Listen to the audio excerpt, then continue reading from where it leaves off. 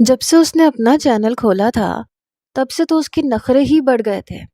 मैं घर आता तो मुझसे सीधे मुंह बात तक ना करती। मैं जब भी देखता अपनी वीडियो बना रही होती थी, मेकअप करके बाल खोल के मॉडल बनी नजर आती थी। एक बार मैं कमरे में गया तो वो मेकअप कर रही थी। मैंने कहा क्या बनाया है? कहने लगी 2 वीडियोस बनाई हैं और पब्लिक भी कर दी। पता है, दोनों की दोनों वायरल हो गई। अपने होंठों पर लिप ग्लॉस लगाते हुए उसने मुस्कुरा के मुझे बताया। ये सुनकर मेरे तन बदन में आग सी लग गई। मैंने कहा खाने में क्या बनाया है? मेरे गजबनाक लहजे पर उसने मुझे गुस्से से देखा। कहने लगी कुछ नहीं बनाया, जाके बाजार से ले आओ। मैंने कहा तुम ज्यादा ही फ्री नहीं होती जा रही? वो कहने लगी मुझे सब पता है, ये जो तुम्हें आग लग रही है ना, ये क्यों लग रही है। उसने अपना लिप ग्लॉस बंद करते हुए मुझसे कहा, अपना मेकअप ड्रेसिंग के दराज में रखा। मैंने कहा क्यों लग रही है? कहने लगी मेरे चैनल से मसला जो है तुम्हें, क्योंकि तुम्हारा अपना चैनल डाउन जो हो रहा है। मासूमियत से आंखें पटपटाते हुए उसने अंगूठा नीचे की जानिब किया। मुझे इतना गुस्सा आया, जी चाहा उसका हशर बिगाड़ दूं, क्योंकि वजह यही थी।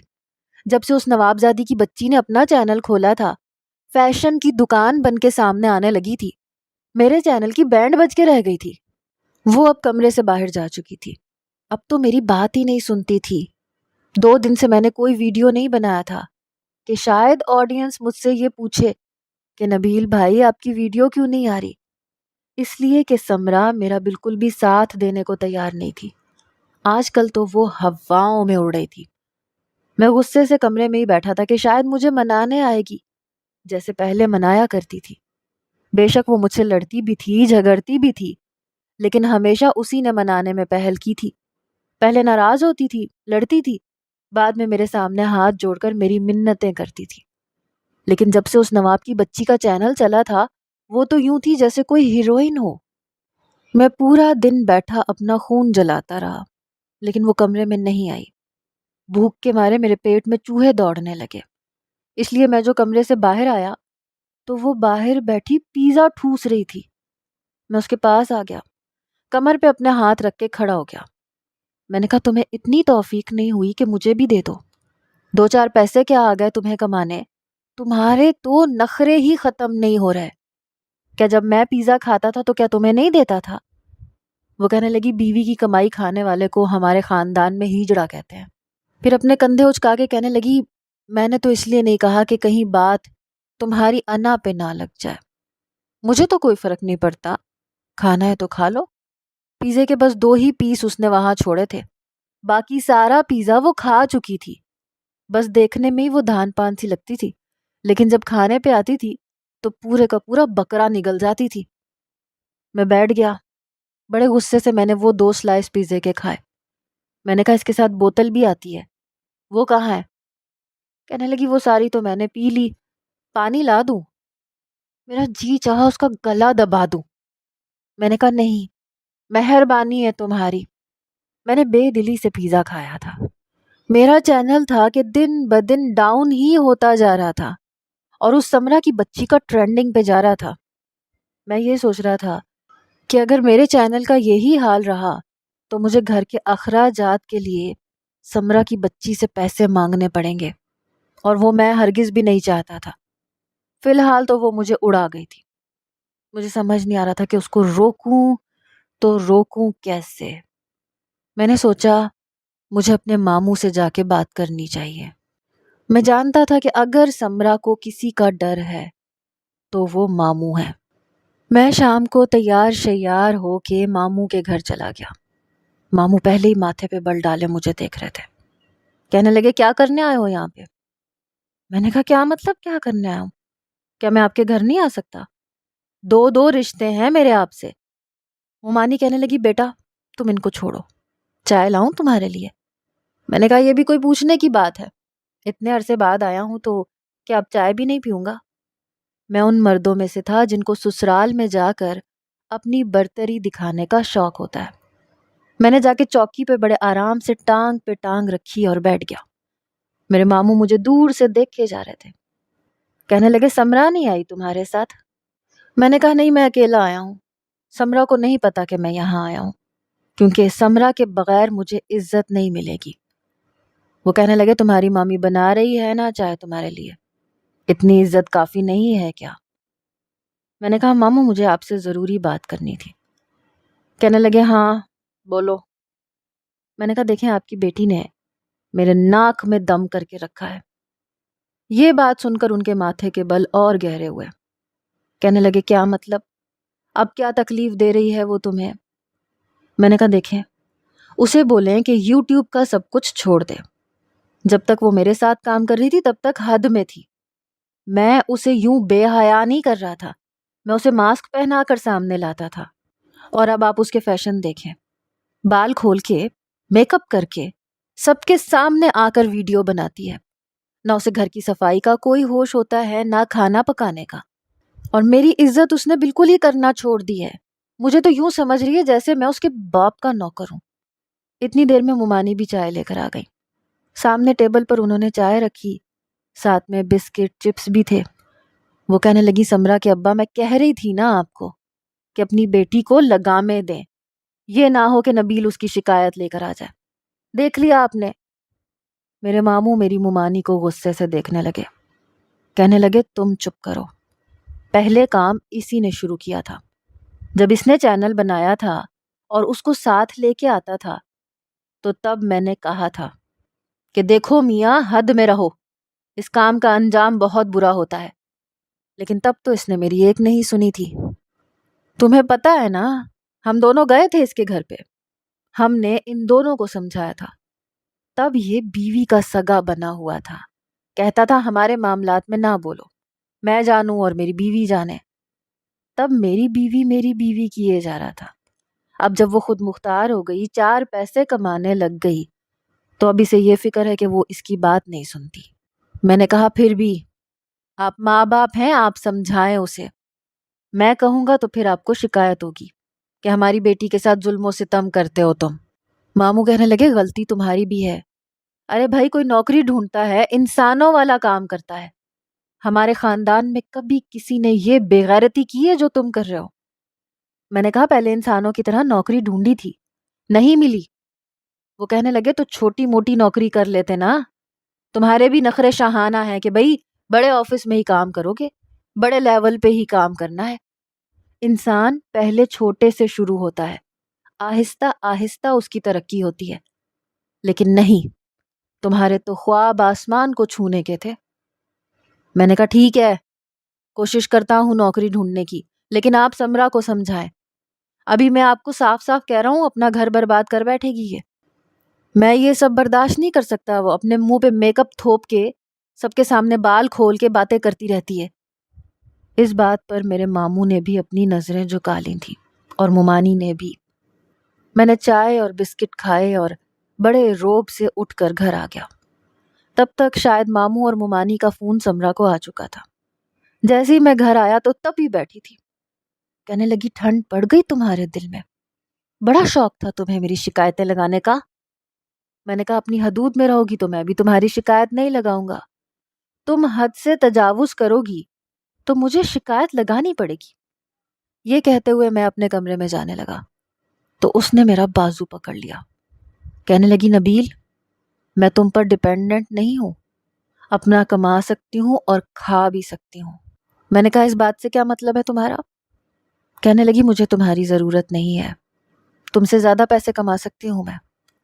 وہ مجھے یوں تیور دکھا رہی تھی جیسے سب کچھ وہ کر رہی ہے اور میں اس کی کمائی کھا رہا ہوں۔ میں نے کہا میں نوکری ڈھونڈ رہا ہوں، جیسے ہی مجھے نوکری ملے گی میں اپنا چینل ختم کر دوں گا اور تم بھی یہ تماشا ختم کرو گی، ویسے ہی رہو گی جیسے پہلے رہتی تھی۔ کہنے لگی کیوں؟ میں کیوں رہوں ویسے؟ میری کامیابی تم سے برداشت نہیں ہو رہی نا، میں یہ کام نہیں چھوڑوں گی۔ میں نے کہا اچھا، میں بھی کافی سنجیدہ ہو رہا تھا۔ میں نے کہا دیکھو میں بہت آرام سے تم سے یہ کہہ رہا ہوں کہ تم یہ سب کچھ بند کر دو۔ کہنے لگی اگر نہ کروں تو کیا کرو گے؟ میں نے کہا میں وہ کروں گا نا کہ تم زندگی بھر یاد کرو گی۔ کہنے لگی تم نے جو کرنا ہے کر لو، تمہارا کوئی احسان نہیں ہے مجھ پہ جو میں تمہاری باتیں سنوں یا تمہارے روب میں آؤں۔ اپنا کماتی ہوں اور اپنا کھاتی ہوں اور بہت اچھا کھاتی ہوں۔ ایسے لگا جیسے اس نے میرے منہ پہ ذلت کا تماچا مارا ہو۔ میں نے کہا ٹھیک ہے، اپنا کماتی ہو، اپنا کھاتی ہو، تو جاؤ اپنے باپ کے گھر جا کے رہو، اپنے باپ کے گھر میں جا کے رہو اور وہاں جا کے ایسی ویڈیوز بناؤ، میں دیکھتا ہوں وہ تمہیں کتنے دن یہ سب کچھ کرنے دیتے ہیں۔ وہ کہنے لگی کیا سمجھتے ہو تم مجھے چھوڑ دو گے تو کیا میں الگ گھر نہیں لے سکتی یا اکیلی نہیں رہ سکتی؟ اس کی اس بات نے مجھے حیران کیا تھا۔ میں اس کے سامنے جا کے کھڑا ہو گیا، اسے غصے سے دیکھنے لگا۔ میں نے کہا تمہارا دماغ زیادہ خراب نہیں ہو گیا؟ کہنے لگی ہاں، رہوں گی اکیلی۔ میں نے کہا اچھا۔ پھر میں نے فون جیب میں سے نکالا، ماموں کا نمبر ملایا۔ میں نے کہا آپ فوراً سے پہلے گھر آئیں، مجھے آپ لوگوں سے بات کرنی ہے۔ سمرا نے میرے ہاتھ سے موبائل چھینا، فون بند کر دیا۔ میں نے کہا یہ کیا بدتمیزی ہے؟ کہنے لگی جو تم کر رہے ہو نا وہ بدتمیزی ہے، اگر تمہیں اپنی مرضی سے جینے کا حق ہے تو مجھے بھی ہے۔ میں یہ انداز سمرا کا پہلی بار دیکھ رہا تھا۔ بے شک وہ بد زبان تو پہلے سے ہی تھی، لیکن میرے ساتھ اس نے کبھی ایسا نہیں کیا تھا۔ بہرحال کچھ ہی دیر میں ماموں اور ممانی آ گئے۔ میں نے کہا یہ کہہ رہی ہے کہ یہ یہاں نہیں رہنا چاہتی اور یہ الگ رہے گی۔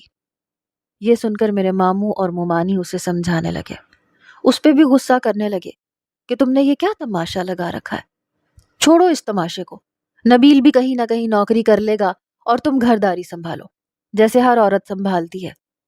وہ کہنے لگی جی نہیں، میں وہ کروں گی جو میرا جی چاہے گا۔ ماموں اور ممانی تو اس کی ہٹ دھرمی دیکھ کر حیران تھے، وہ تو کسی کی بھی بات سننے اور ماننے کو تیار ہی نہ تھی۔ میرے سسر اپنی بیٹی کی ضد اور ہٹ دھرمی دیکھ کر پریشان ہو گئے۔ پہلی بار میں بھی سمرا کا یہ انداز دیکھ کر پریشان ہوا تھا۔ وہ کبھی بھی ایسی نہیں تھی، اتنی ضدی تو کبھی بھی نہیں تھی۔ ہاں ٹھیک ہے، ہمارے درمیان کبھی بھی مثالی محبت نہیں تھی، لیکن محبت تو تھی۔ میں اس سے لڑتا تھا لیکن اس سے پیار بھی کرتا تھا۔ 2.5-3 سال گزر چکے تھے اور یہ کم نہیں ہوتے۔ حالات کی ستم ظریفی کی وجہ سے جو کام میں نے شروع کیا تھا اب مجھے اس کے نقصانات نظر آنے لگے۔ میں اپنا گھر توڑنا نہیں چاہتا تھا، لیکن وہ اپنی ضد پر قائم تھی۔ کہنے لگی سب کچھ چھوڑ دوں گی، ماں باپ کو بھی، شوہر کو بھی، لیکن ولاگنگ نہیں چھوڑوں گی۔ میرے ماموں ممانی بہت غصے میں تھے۔ میرے ماموں نے سمرا کو تھپڑ مار دیا، کہنے لگے مجھے نہیں پتا تھا تم اتنی زیادہ بدتمیز ہو جاؤ گی۔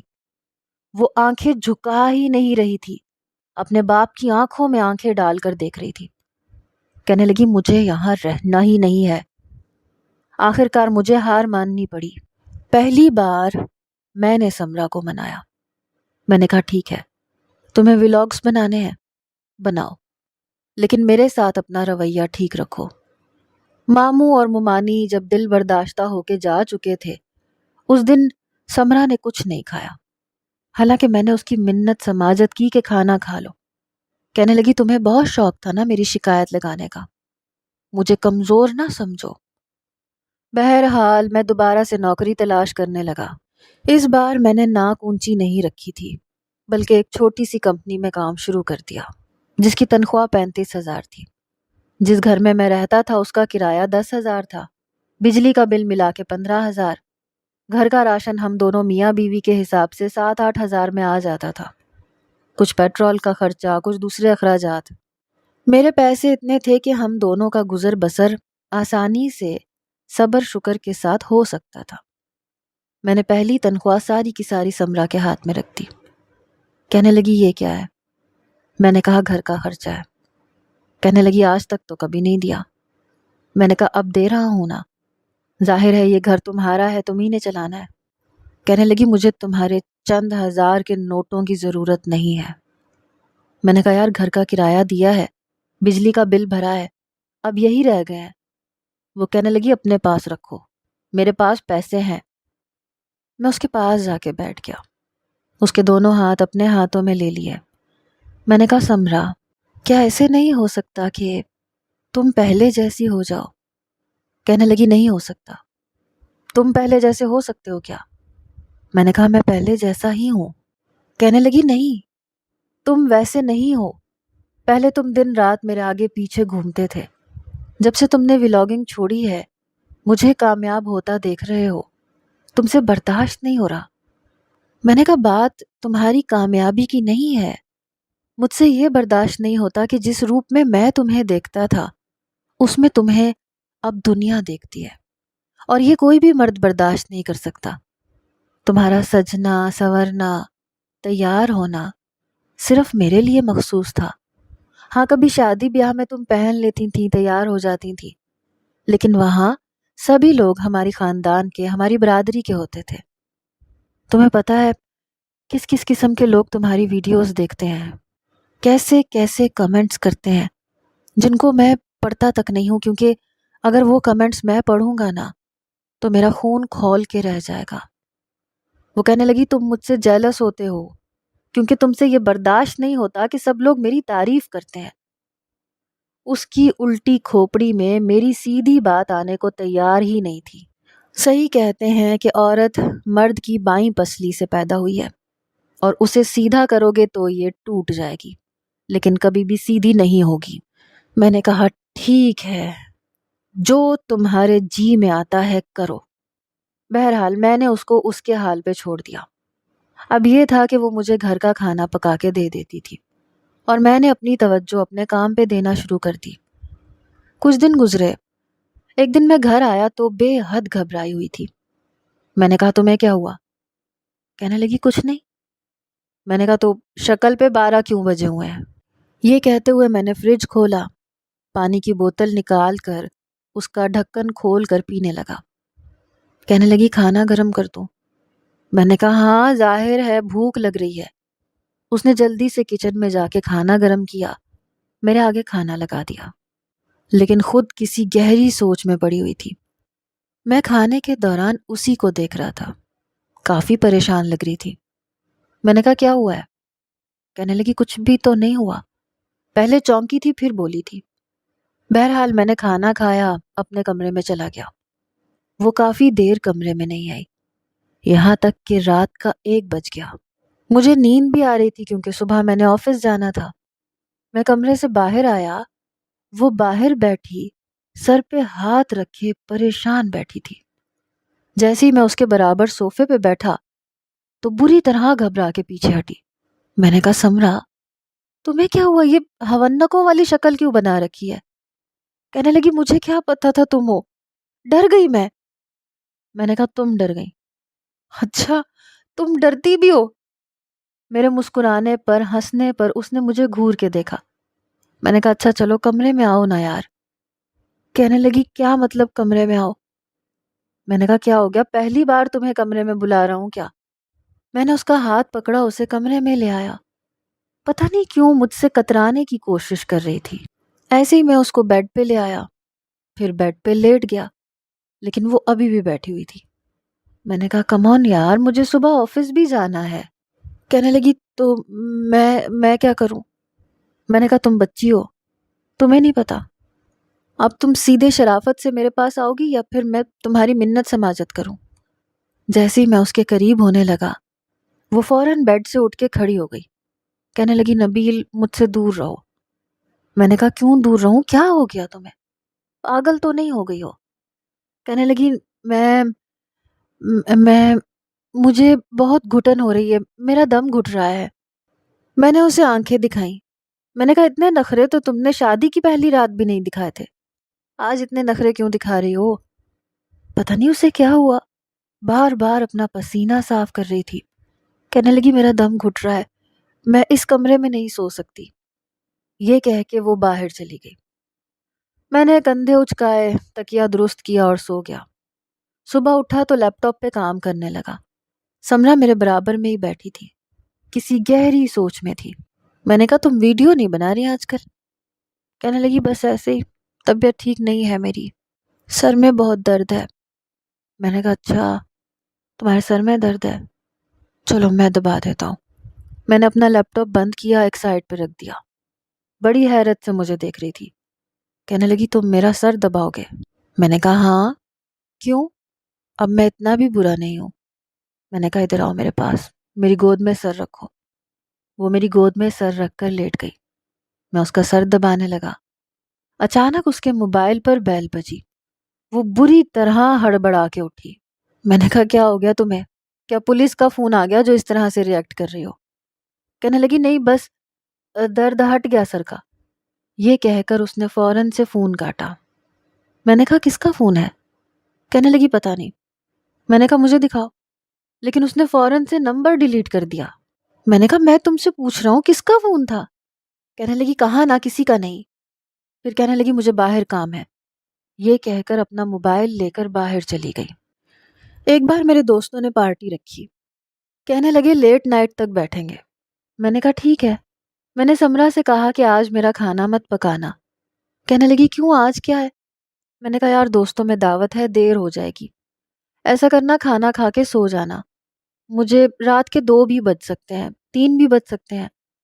بہرحال رات کے 2:30 جب میں گھر آیا تو گھر کی ڈور بیل بجائی تو مجھے تیز تیز قدموں کی آواز آئی، جیسے کسی نے بھاگ کے آ کے دروازہ کھولا ہو۔ میں نے دیکھا سمرا کی حالت بڑی عجیب تھی، گلے میں دوپٹہ نہیں تھا، بال بکھرے ہوئے تھے، میرے سینے کے ساتھ لگ گئی، روئے جا رہی تھی۔ میں نے کہا کیا ہوا تمہیں؟ لیکن وہ کچھ بتانے کی پوزیشن میں ہی نہیں تھی۔ میں نے کہا سمرا کیا ہوا ہے؟ کوئی آیا تھا کیا؟ چور آیا تھا؟ لیکن وہ بہت خوفزدہ تھی، بہت زیادہ ڈری ہوئی تھی۔ میں نے اسے اپنے ساتھ لگایا، باہر کا دروازہ بند کیا، اسے کمرے میں لے کے گیا، بیڈ پہ بٹھایا، بیڈ کی چادر بکھری ہوئی تھی۔ میں نے کہا کون آیا تھا؟ کہنے لگی وہ آیا تھا۔ میں نے کہا وہ کون، چور آیا تھا؟ کہنے لگی نہیں۔ پھر کہنے لگی تم ٹھیک کہتے تھے، لڑکیوں کو ولاگنگ نہیں کرنی چاہیے، اب نہیں کروں گی، سب کچھ چھوڑ دوں گی، تمہارے تھوڑے سے پیسوں میں گزارا کر لوں گی۔ میں نے کہا کیا ہوا ہے مجھے بتاؤ۔ اس بار میرا لہجہ اونچا تھا۔ میں نے کہا کون آیا تھا؟ میں چھوڑوں گا نہیں اسے، کیا ہوا ہے مجھے بتاؤ۔